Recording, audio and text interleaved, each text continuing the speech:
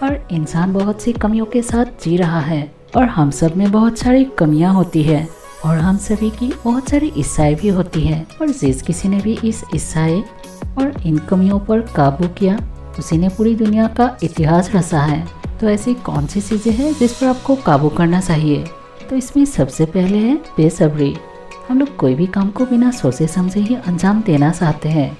अमीर तो सब होना चाहते हैं पर गोल कोई भी सेट नहीं करना चाहता। इसीलिए आप जो भी काम करना चाहते हैं पहले उसका गोल बनाइए और उस पर प्लानिंग कीजिए और उसमें आपका बेसब्री आपको हर काम में नाकामयाबी हासिल करवाती जाएगी और ऐसे में आप कोई भी चीज़ हासिल नहीं कर पाएंगे जो आपको मिलनी चाहिए। इसीलिए आपका बेसब्र होकर काम करने से अच्छा है सब्र के साथ काम लिया जाए। और इसके बाद है गैर जिम्मेदारी। जिम्मेदारी एक ऐसी चीज़ है जो कभी दी नहीं जाती, हमेशा ली जाती है। और जो लोग जिम्मेदारी लेते हैं वो बहुत तेज़ी से प्रगति करते हैं। और इसके बाद है आप कभी भी किसी से कम मत समझिए, क्योंकि हर शख्स में एक अनोखी शक्ति होती है जो हर किसी में नहीं होती। हम सभी में एक अलग सी पावर होते हैं। अगर सचिन तेंदुलकर किसी सिंगर के साथ खुद को कंपेयर करते तो वो कभी भी क्रिकेटर नहीं बन पाते। आप जो भी काम कर रहे हो उसको पूरी जिम्मेदारी से कीजिए, क्योंकि आपको उस काम के लिए ही बनाया गया है और इसीलिए आप वहाँ तक पहुँच भी गए हो। इसीलिए आप उस काम को पूरी लगन और मेहनत के साथ इतना ऊपर लेके जाइए जैसे उसको ऊंचाई पर पहुँचने के लिए आपकी ही ज़रूरत थी। आप यकीन कीजिए कि आप जैसा और कोई भी नहीं है और यही आपकी सबसे बड़ी ताकत है। और इसके बाद है ओवर कॉन्फिडेंस।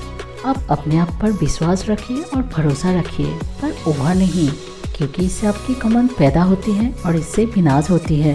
और इसीलिए आप हमेशा डाउन टू अर्थ रहिए, कभी भी अपनी घमंड को सिर पर चढ़ने मत दीजिए। और इसके बाद है मीठे बोल। इंसान आपसे कुछ नहीं चाहता, सिर्फ प्यार और इज्जत के। आपकी वाणी ही आपको ज़िंदगी में असल जगह दिलवाती है, इसीलिए हमेशा मीठा बोलिए। और इसके बाद है आपका डर। आप आपके अंदर डर को आने ही मत दीजिए। आपका ये सोच कि आप क्या होगा या आगे ये करूँगा तो कुछ गड़बड़ ना हो जाए, ये आपको कभी भी आगे बढ़ने नहीं देगी।